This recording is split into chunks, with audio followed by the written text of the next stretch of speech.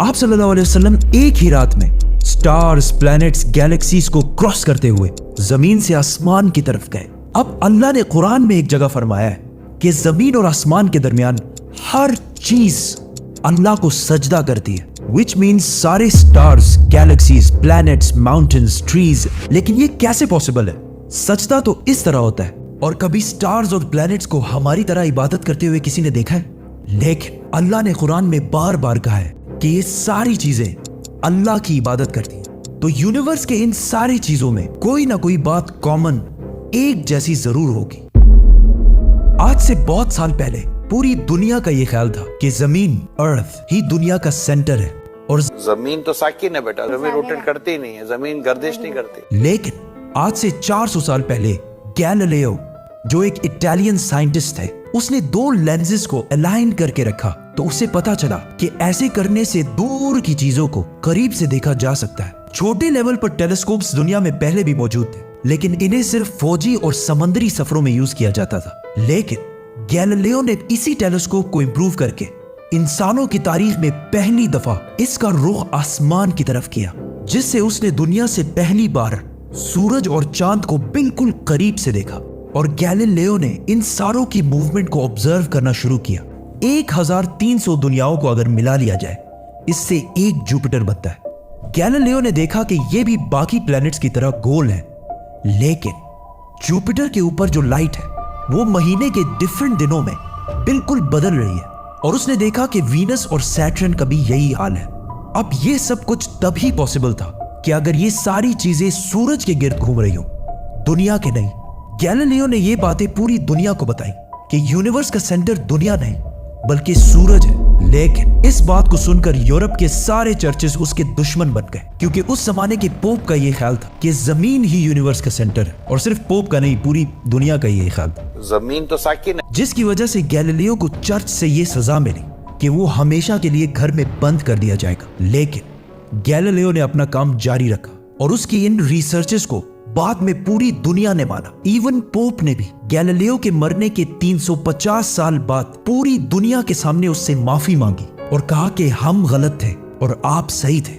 आहिस्ता आहिस्ता हमें पता चला कि जमीन यूनिवर्स का सेंटर नहीं है, बल्कि ये सूरज के गिर्द घूमती है। और सूरज भी कोई इतनी बड़ी चीज नहीं है, बल्कि सूरज तो इसके जैसे अरबों खरबों स्टार्स की तरह मिल्की वे गैलेक्सी का एक छोटा सा हिस्सा है। और ये मिल्की वे गैलेक्सी अरबों स्टार्स से बनी हुई है और ये सारे बिलियंस ऑफ स्टार्स एक ही सर्कल में घूम रहे हैं।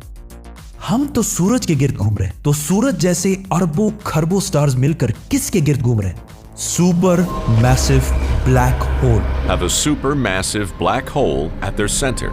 इस ब्लैक होल ने, जो हमारे सूरज से 40 लाख टाइम्स बड़ा है, ने पूरी गैलेक्सी को एक गोल सर्कल में रखा हुआ है। जिस तरह हमारे सूरज ने जमीन, जुपिटर, मार्स, इन सारे प्लैनेट्स को एक सर्कल में रखा हुआ है। लेकिन ये गैलेक्सी भी कोई इतनी बड़ी चीज नहीं है, बल्कि ये लाखों और गैलेक्सीज को मिलाकर एक छोटे से क्लस्टर का एक छोटा सा हिस्सा है। ये लाखों गैलेक्सीज मिलकर एक क्लस्टर बनाते हैं और ये क्लस्टर भी कोई इतनी बड़ी चीज नहीं है, बल्कि इस जैसे लाखों क्लस्टर्स मिलाकर एक सुपर क्लस्टर बनता है। और ऐसे हजारों सुपर क्लस्टर्स और भी मौजूद है। अब आपने ये नोट किया कि इन सारे स्टार्स, गैलेक्सीज, प्लैनेट्स में एक चीज कॉमन है कि इस पूरे यूनिवर्स में हर चीज किसी न किसी दूसरे ऑब्जेक्ट के गिर्द घूम रही है। और जब रसूलुल्लाह सल्लल्लाहु अलैहि वसल्लम भी आसमानों की तरफ गए तो उन्होंने बैतुल मामूर में फरिश्तों को नमाज पढ़ते हुए नहीं देखा, वो भी किसी चीज के गिर्द घूम रहे थे।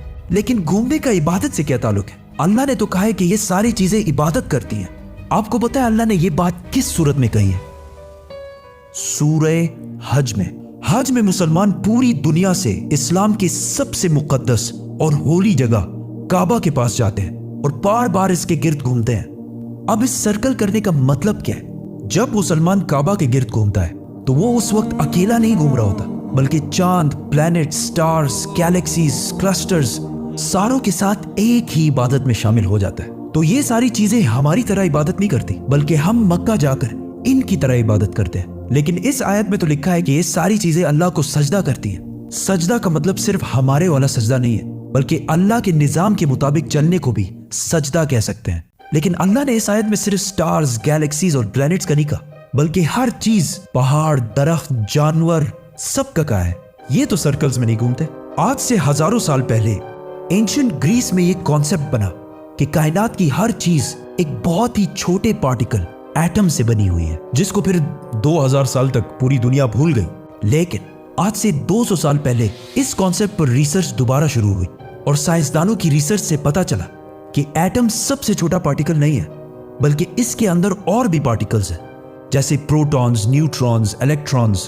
प्रोटॉन्स और न्यूट्रॉन्स हमेशा एटम के सेंटर में होते हैं और इलेक्ट्रॉन्स हमेशा इनके गिर्द घूम रहे होते हैं, ऑलमोस्ट बिल्कुल उसी तरह जिस तरह प्लैनेट सूरज के गिर्द घूमते हैं और स्टार्स ब्लैक होल के गिर्द घूमते हैं। जिसका मतलब है कि कायनात की हर चीज चाहते या ना चाहते हुए किसी ना किसी चीज का तवाफ कर रही है। और जब कोई मुसलमान काबा का तवाफ करने जाता है तो वो कायनात की हर छोटी से छोटी चीज, जैसे एटम के अंदर इलेक्ट्रॉन से लेकर कायनात के सबसे बड़े ऑब्जेक्ट्स, प्लैनेट्स, स्टार्स, गैलेक्सीज और इवन बैतुल मामूर में फरिश्तों के साथ एक ही इबादत में शामिल हो जाते हैं।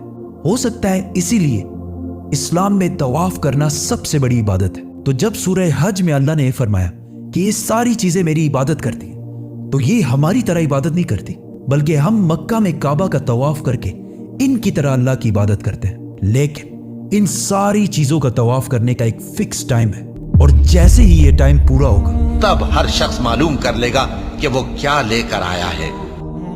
सब्सक्राइब।